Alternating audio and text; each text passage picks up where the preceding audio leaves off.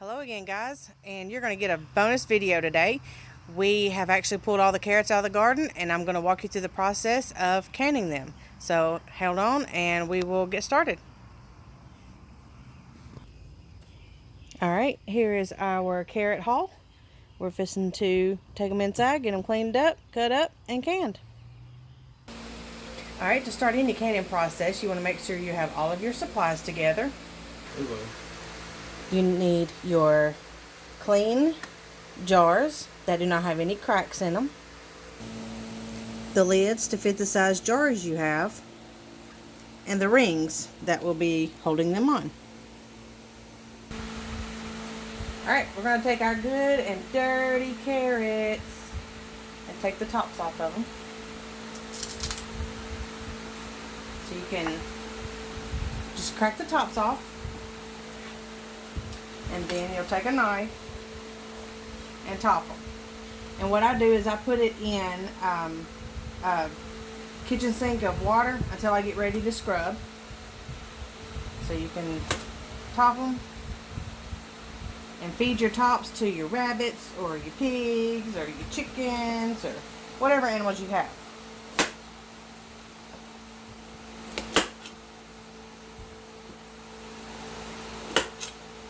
This ain't gotta be perfect. Just take the greens off. Alright.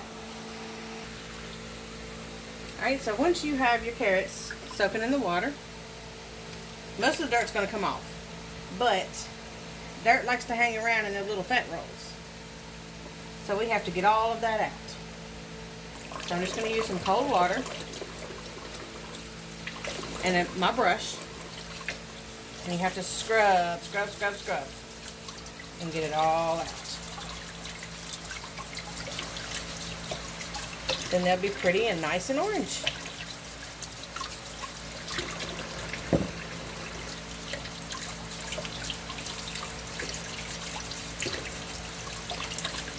Some people go a step farther and actually take the outside skin off. I never have. I've never had any problems. It's just they recommend taking the outside skin off so that you get all of the dirt off of it, because it can cause some botulism. I've never had any problem with it, so I just determined for me and my family that I'm not going to do that. And you will find some carrots that have 2 legs or more, like my braided one if you've seen Facebook. We have to break those apart because there's dirt hiding in between those legs. And you'll have to clean those individually and get them scrubbed as well. All the way around, top to bottom.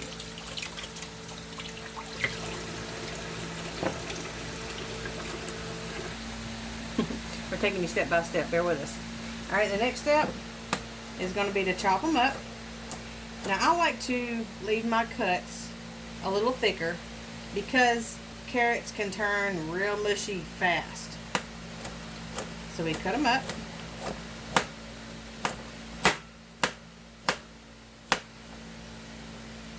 And then once they're cut up, get a jar. Now this is hot water, so it can kind of sterilize them. They already have been washed. And then place your carrots in as you go. I like to do it as I go because I don't want to cut up more carrots and not have jars ready.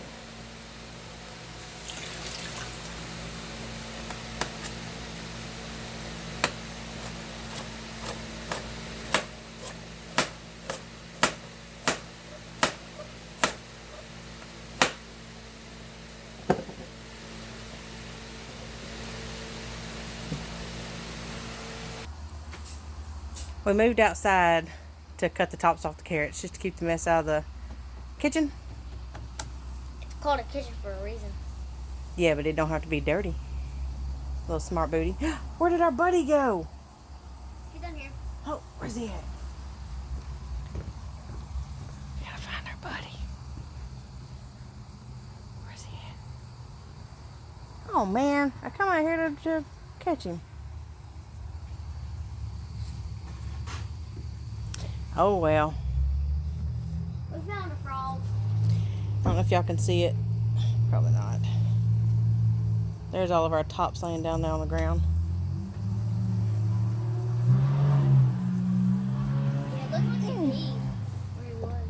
cut that carrot and come on.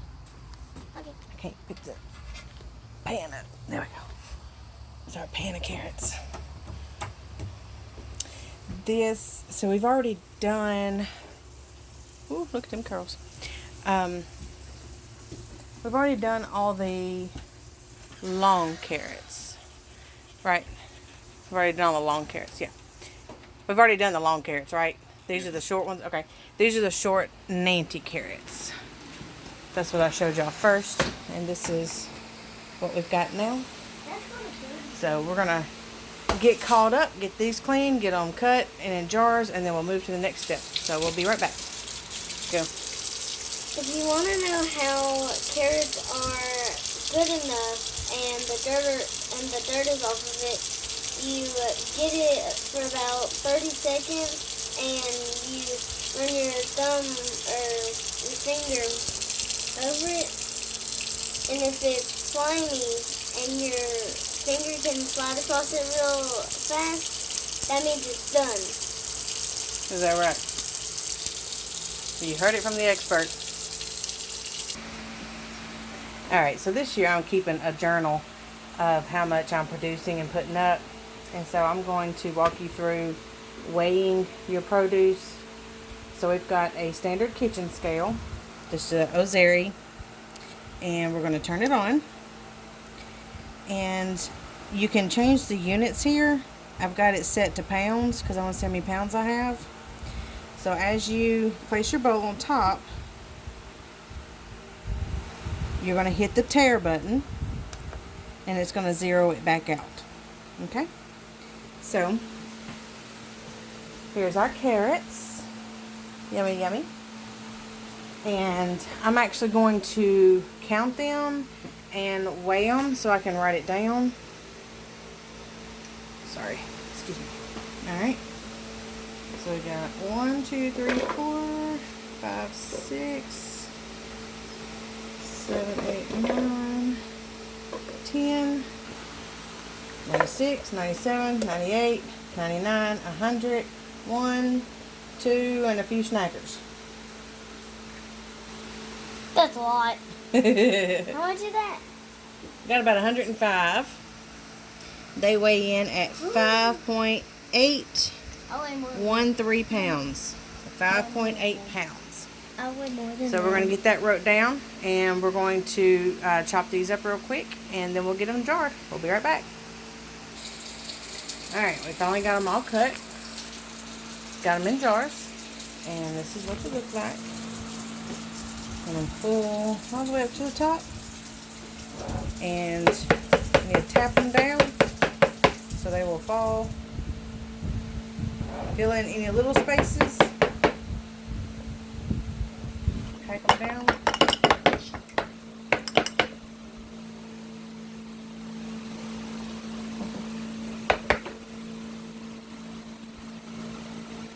Alright, we've already done tapped most of them down. Okay.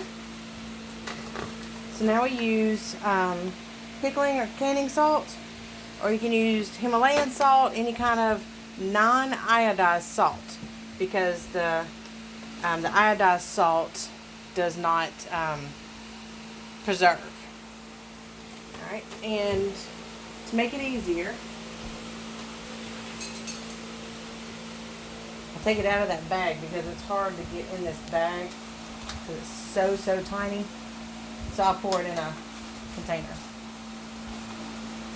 Pour it in a bowl here. Now for pints, we need a half a teaspoon. This one. A half a teaspoon for pints and 1 teaspoon for quarts.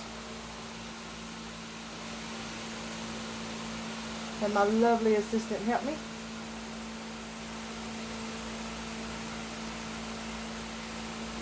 It doesn't have to be exact. As close as you can get it.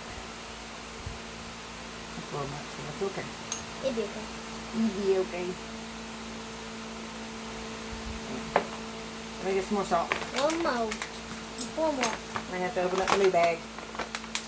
Where is it in the bag? I think I will. Yeah. Let's see if you can get the rest of that.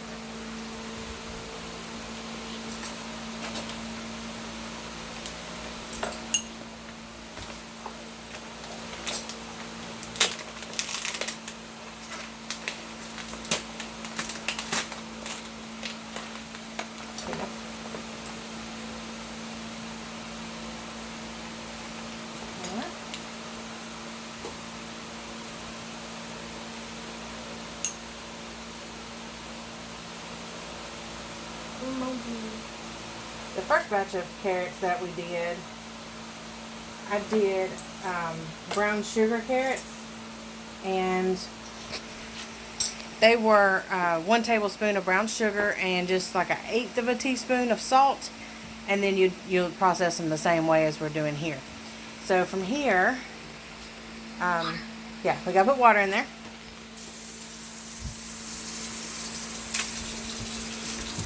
Well, which way are you gonna move? Alright, we want to fill it up until the carrots are covered. Stop.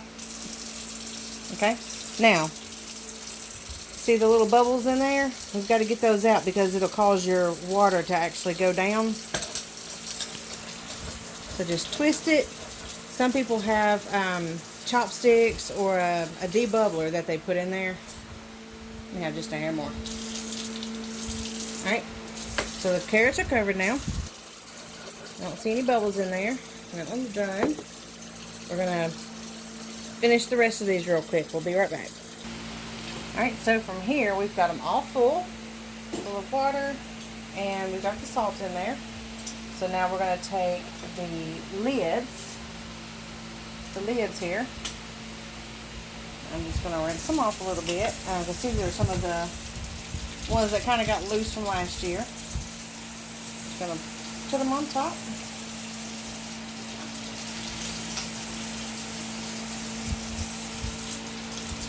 Some people like to boil these first. Some people like to put them on straight.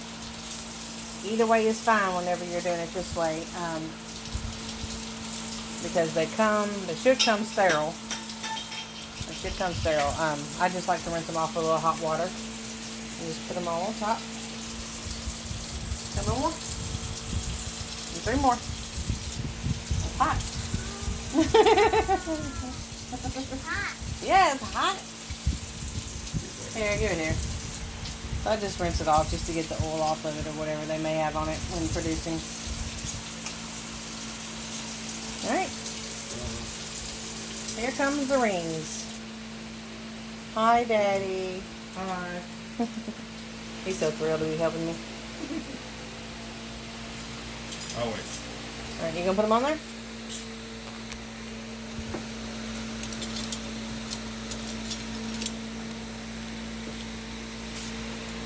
Alright, whenever you screw these on there, you just want them finger tight. Don't crank them down.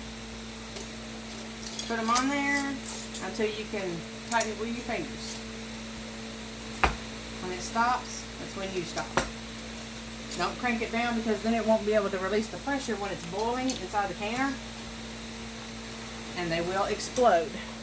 Your jars will explode in there if they can't leak a little bit.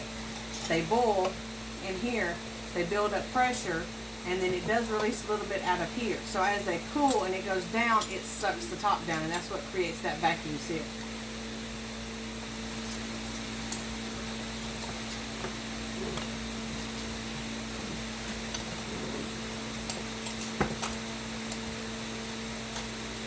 My finger tight's a little tighter than his. Can you get it?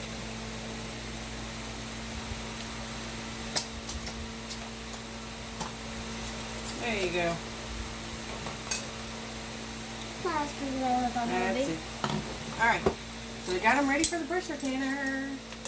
Alright.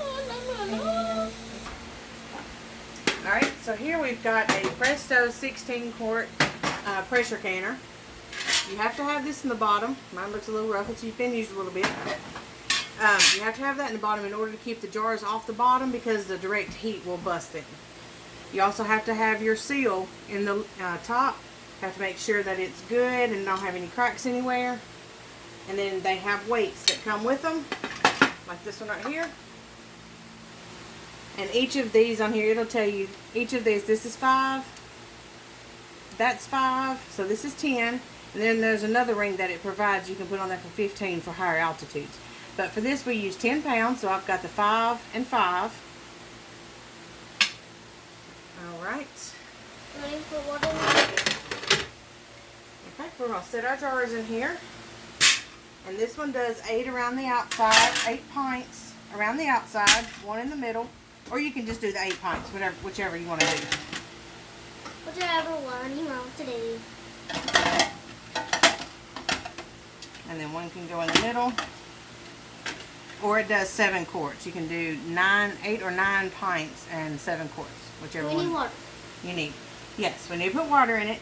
I put water in it up to about halfway of my jars.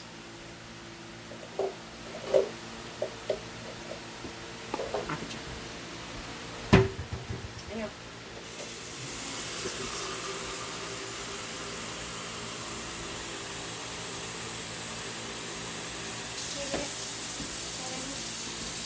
Alright, this is going to get me started. I'm going to go ahead and turn it on high. And fill the rest of the way up.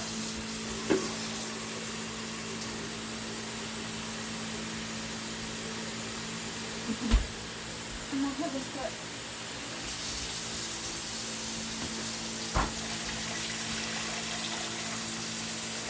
A little bit more. Put it in there.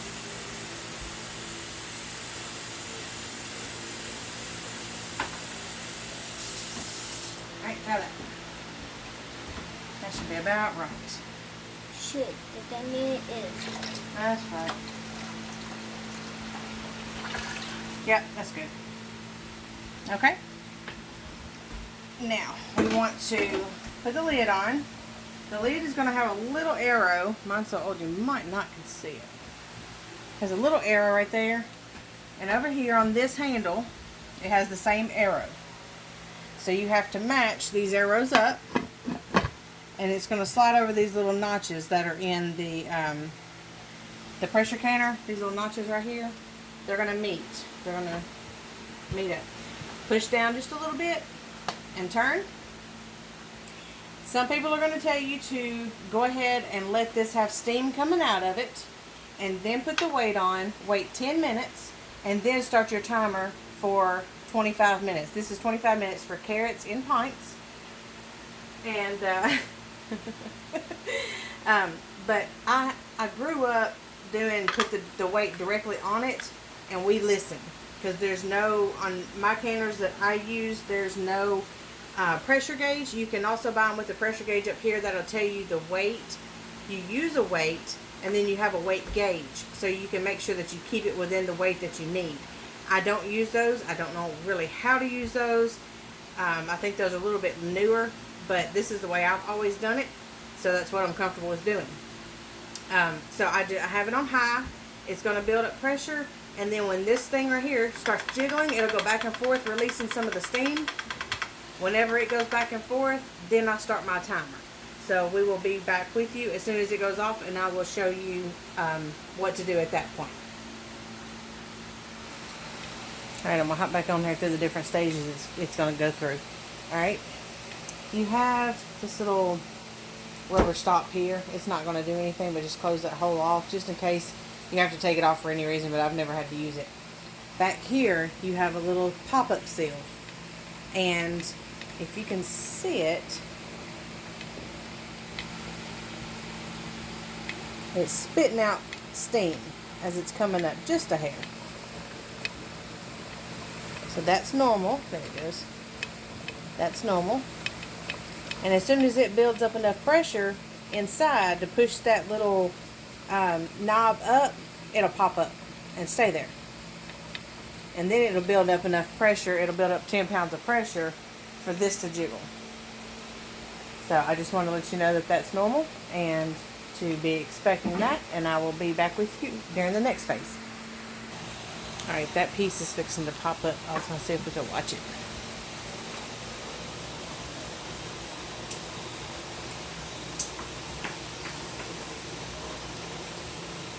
It's getting a steady stream of steam coming out of it.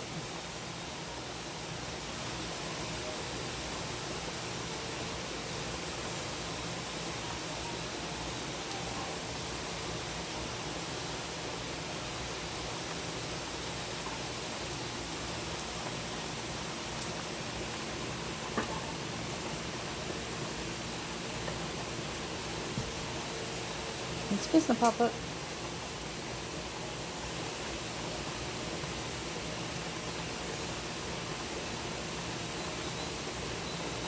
Yep. Here it comes.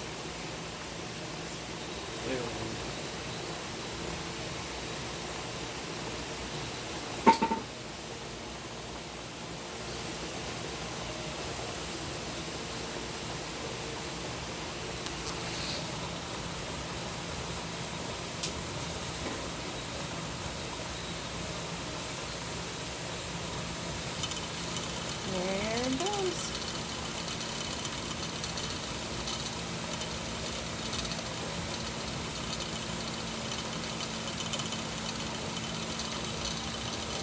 It's jiggling and going around in circles.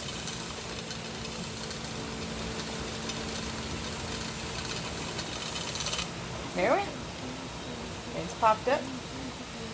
Okay. So it's going to stay like that until all this is over and it cools down enough for you to be able to open it up. So next we're going to, it'll be, let's see, that took about maybe 15 minutes. And then from here, we're going to wait and start listening for the weight to start jiggling. And that'll be about another 10 minutes or so. And I will come back and show you that and show you the next step. Alright, it called up to me. Okay. Now we got jiggle. Listen.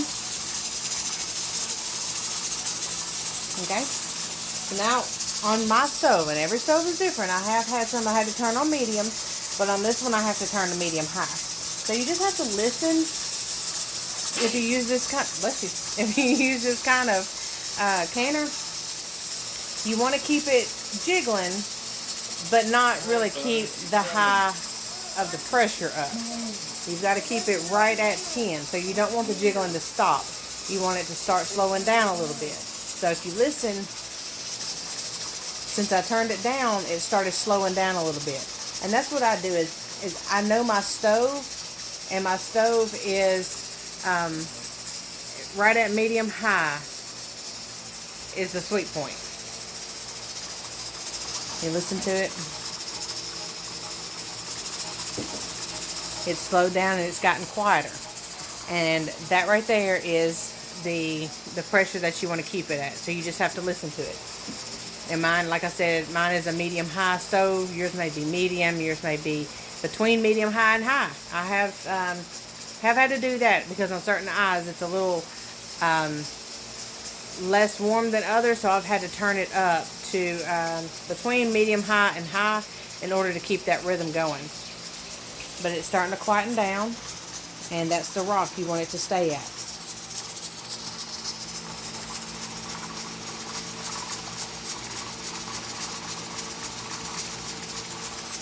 It's just very quiet. It's not the loud rattling jiggle that it had earlier before we turned it down. So we're going to do this. We're going to start a timer for 25 minutes, and pints for carrots is 25 minutes. Quarts is 30 minutes. Some books say 35.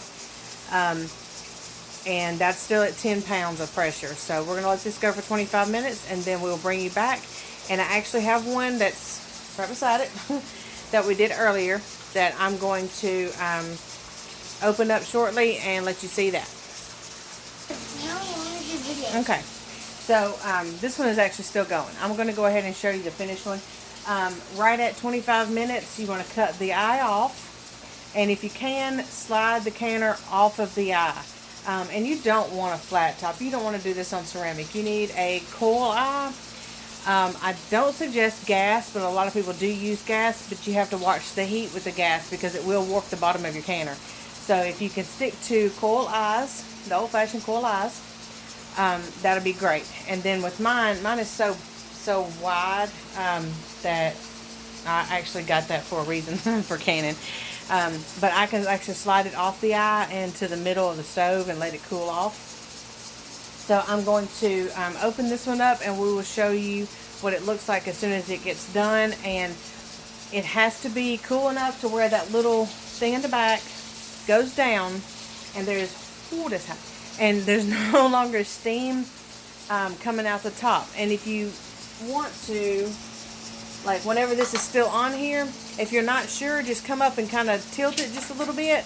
If you don't hear anything, then the steam is released. If it goes psst, psst, every time you touch it, there's still steam in there, and leave it alone. Do not open it. As soon as you release that top, it'll blow the top off. So you've got to have it absolutely cool enough. You want to open it for me, honey? Sure. This one's still rocking. Rocky, rocky, rocky. Alright, just watch the steam. Woo, lots of steam. Did you hear one pop? Alright, that is what it looks like in there. Just like we left it. And the last one just sealed. If you need to go back and listen to it, you would have heard one pop. As soon as he opened it, it was just a little tick. And it popped open. And you can see in there, right back here, maybe, it's still bubbling because they're still cooking. If you have the jar tongs, I don't have them in here with me, but if you have the jar tongs, you can reach in there and get them out, wipe it off, and set it on the table, and cover it up with a towel, because you don't want to leave them cool, or you don't want them to cool too fast. You want to keep the heat in and let them cool over about 24 hours. Yeah. This is what I was talking about, the jar tongs. You can reach in here and actually pull those out and set them on the table.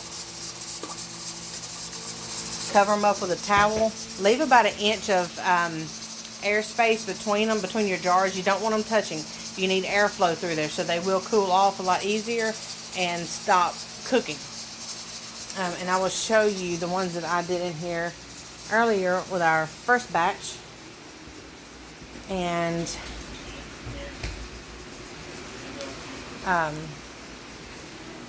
alright, here's these. So you want to space them out, leave about 1 inch between them, cover them up with a towel. These are already done. They're cool. So they are all done.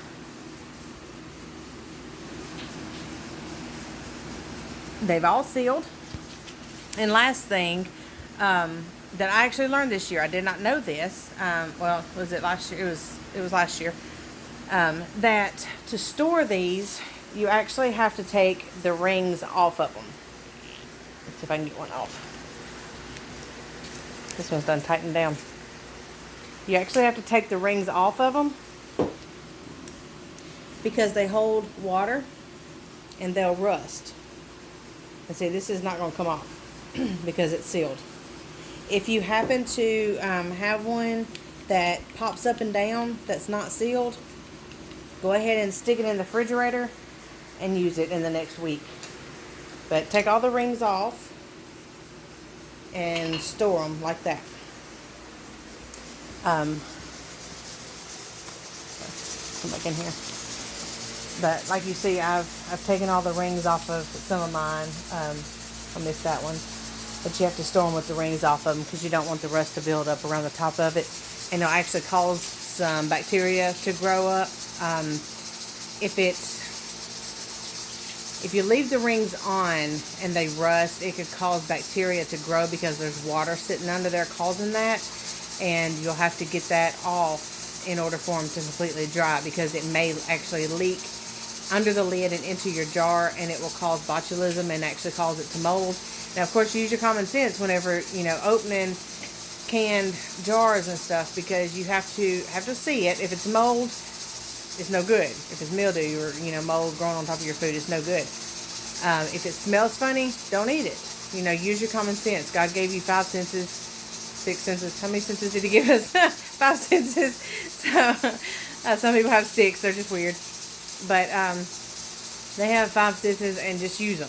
If it doesn't look right, if it doesn't smell right, if you see stuff on it, don't eat it. Protect you and your family. So I believe I have showed you everything. Show them the color. Yeah, I'll show the color in just a second. I believe that's everything that we did tonight. This is what I just showed you is our 3rd batch for today.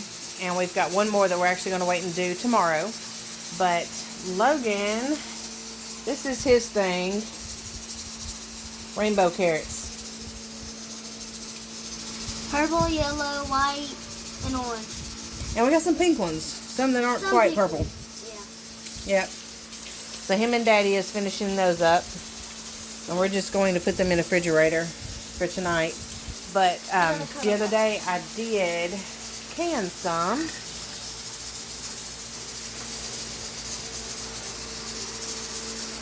Hang on, let me get the one that has. There's some rainbow ones. I've got some. This one actually has a pink one in it. Pink, yellow, white, and orange. The darker purple ones get dark. They get real dark. They just bleed. So that's what those look like whenever we get them canned. But hopefully I'm going to can some of my carrots with some of my sweet peas that I just got out of the garden and clean that bed up. I want to do some peas and carrots together. So I hope you have enjoyed this video. I hope it was informational, and I hope that you will be able to process your own carrots in the future. If not right now, because in 7B, zone 7B, this is about the time that everybody's pulling them up and processing them. So if you have any questions, put them in the comments. If you want to learn anything else, if there's something that you are, wanting to learn how to can, just let me know in the comments. I will do my best to provide it when it's in season. So I thank y'all for stopping by, and have a blessed night. Good night. Bye-bye.